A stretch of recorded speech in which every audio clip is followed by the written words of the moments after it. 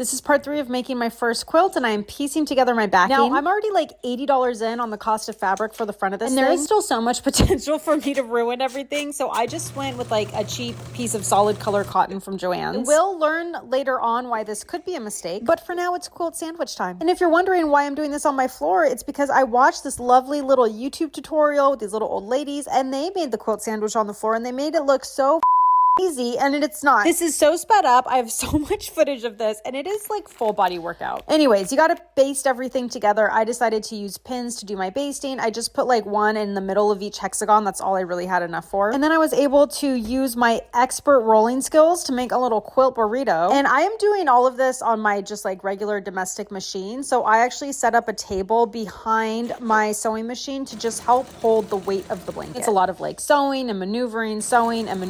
I am using a walking foot here, but that walking foot broke. So I just ended up using my regular presser foot, and it did work fine. It seems like people are very like split and have strong opinions about doing it that way, but it is what it is. I sewed along the seam on the diagonal both ways, and my sewing lines would be really straight if I had taken the time to like draw my lines on first, but I honestly just could not be bothered. But once you have all like the quilting part of it done, you have to corner up and trim all your edges. I have no idea if I was doing this right, to be honest. I think it turned out like straight enough. Now back to the backing fabric that I chose. I went with this light color, and what I learned is that your quilting lines are really going to show. On the one hand, I love how the diamond pattern turned out, and you really get to see it like pop on the back, but my lines aren't straight, and obviously I used my regular presser foot, so there's some bunching. So if I had gone with a pattern fabric, I think the imperfections would have been hidden a little bit more, but all in all, for a first quilt, I think she turned out lovely. So I am super proud of her, and the very last step will be adding the binding.